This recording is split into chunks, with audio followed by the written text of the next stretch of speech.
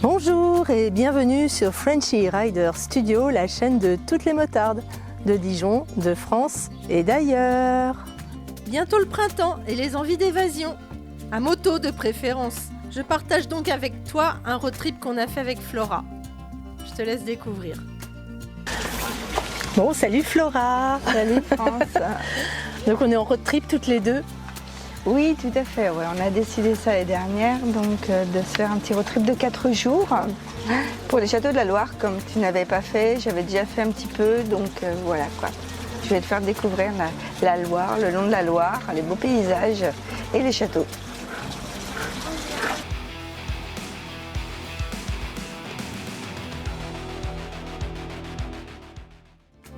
Si tu veux soutenir ma chaîne, un lot de 2 stickers 75 et 50 mm est disponible et je te mets le lien en description. Qui dit road trip dit bagages et pas mal de choses à préparer. Bon, comme on va être à moto la plupart du temps, déjà il n'y a pas besoin de beaucoup de choses. Ce qui prend de la place dans mon attirail là, c'est tout ce qui est pour les prises de vue. Mais bon, après c'est comme ça, hein. On part 4 jours, donc il faut pas grand chose. Donc moi j'utilise des sacoches cavalières et un sac sur la selle que je fixe avec un tendeur araignée. J'ajoute à tout ça une sacoche de réservoir avec la carte du road trip. Alors première étape du jour, on va de Savenay à Houdon, ça fait 74 km. On part avec une météo mitigée, mais on est optimiste. On n'a pas mis les tenues de pluie. Bon, on aurait dû parce que du coup on a pris l'averse qui va bien pour être mouillé. Espérons que la suite ne sera pas pareille.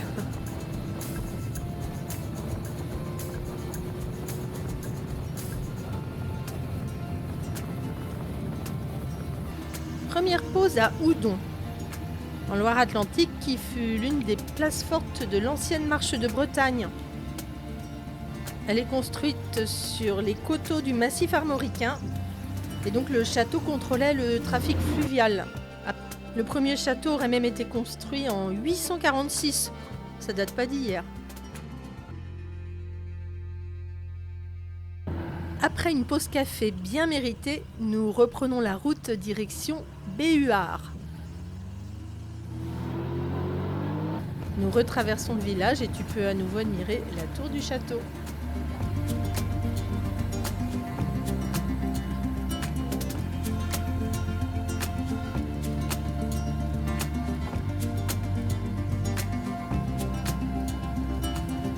Le soleil semble refaire son apparition et Flora en profite pour admirer le petit cours d'eau qui traverse le village.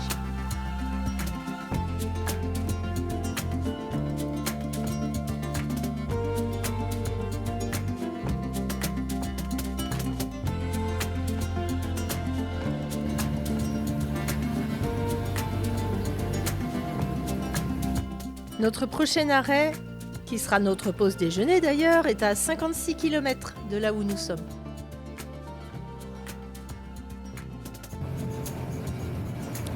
Comme tu peux le voir, il n'y a pas que des routes toutes droites au bord de la Loire, il y a aussi des petites routes sympas, assez sinueuses, avec des petits virages qu'on aime bien, donc c'est plutôt pas mal.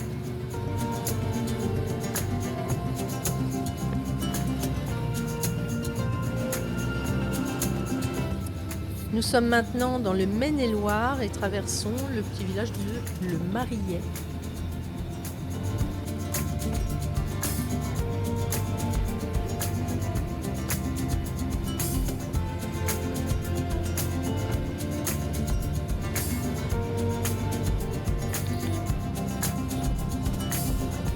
Les ponts qui enjambent la Loire ont des architectures très variées, tu vas pouvoir le découvrir.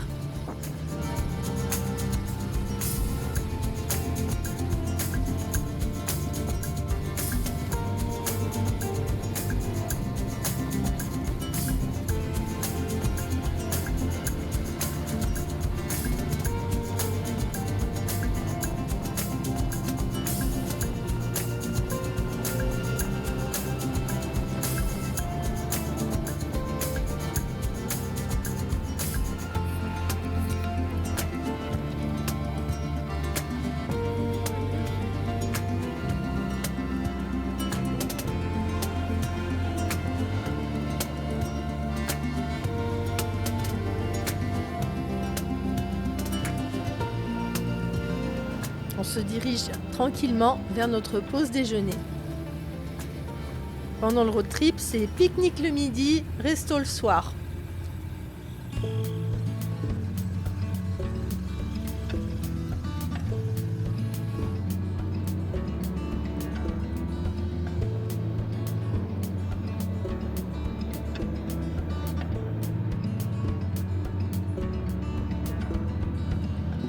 Béhuard est une commune insulaire de la Loire. Il n'y en a que 2 en France.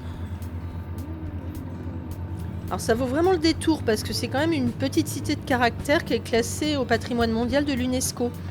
Donc je t'invite vraiment à t'y arrêter et à aller flâner dans les petites rues. On se rend mieux compte en voyant le plan.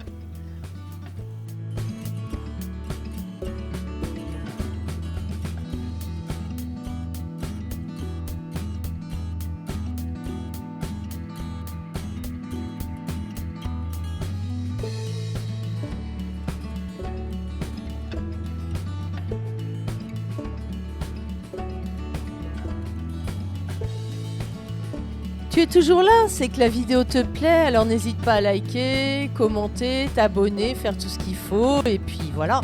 Et puis surtout, l'important, c'est de rester mototivé. Et la pause café, bien méritée. Flora est super contente de poser pour la photo. La 3e étape de cette journée va nous amener à Brissac-Quincé, qui n'est qu'à 21 km. Nous allons y visiter notre premier château du parcours.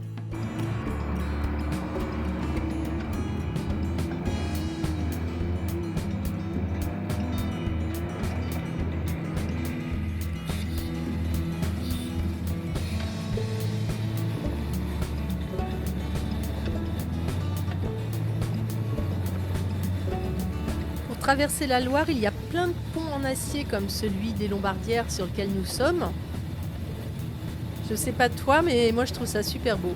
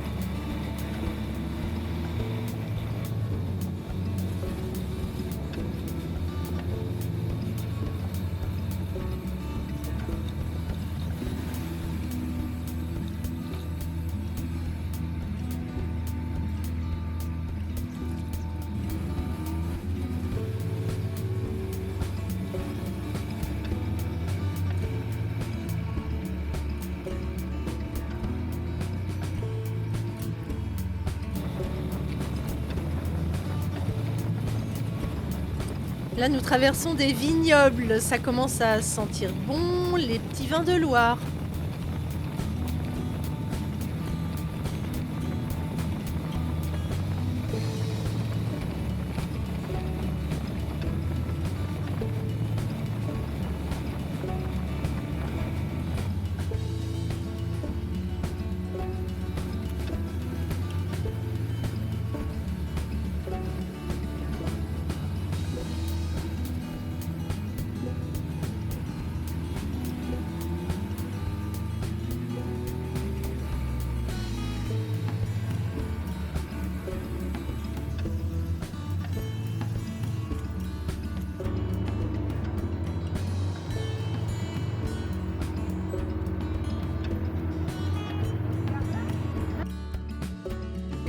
Le château de Brissac-Quincé est un ancien château fort du comte d'Anjou.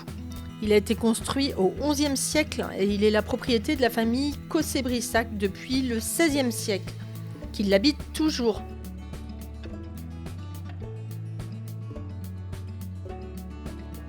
Il a tellement plu à Flora qu'elle a voulu rester dans les oubliettes.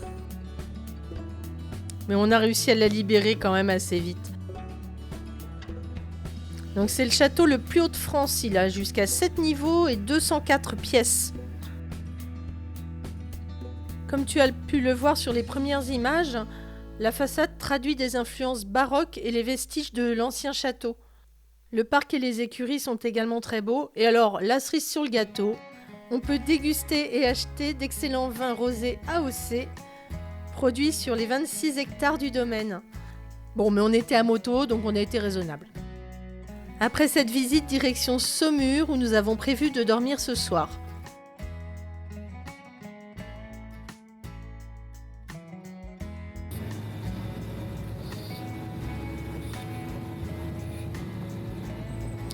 Encore un pont différent pour traverser la Loire. Et nous passons à Rosiers-sur-Loire qui porte très bien son nom puisqu'il y a énormément de rosiers. C'est très joli.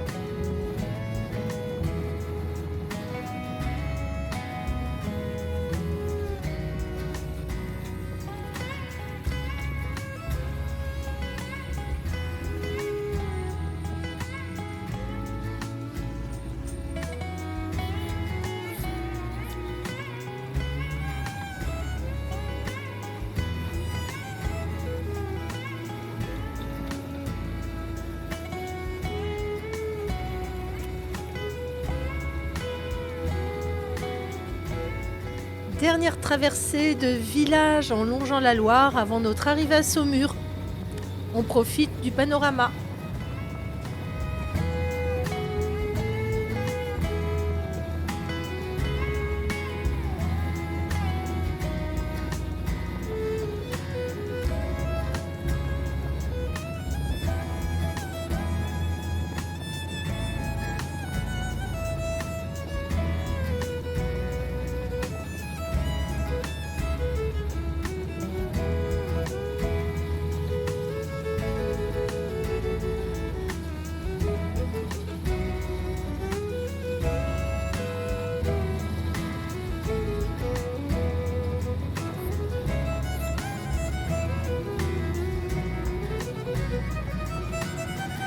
Durant cette première journée, nous avons fait un petit peu moins de 200 km.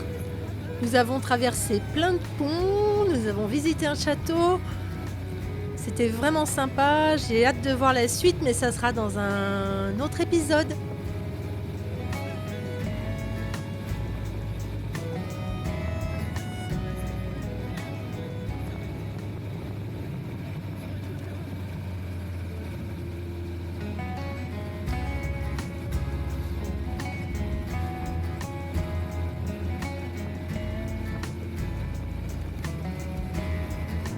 À Saumur, nous avons réservé une chambre à l'hôtel Kyriade que nous avons sélectionné parce qu'il y a un parking fermé. C'est toujours rassurant en road trip de savoir que les bécanes sont à l'abri.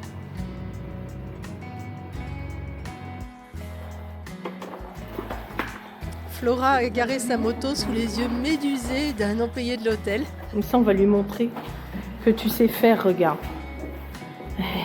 Craque dans le linge. Alors, au bout de 10 fois...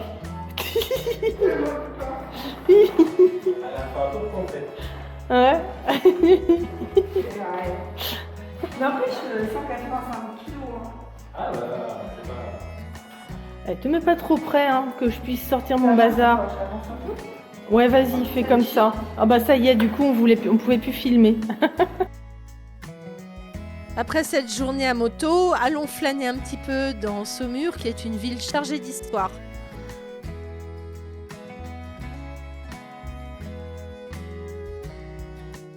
Nous terminons cette belle journée par la dégustation d'un rosé bien frais, évidemment un vin de Loire comme il se doit. J'espère que cette première journée t'a plu et je te dis à bientôt pour le deuxième épisode.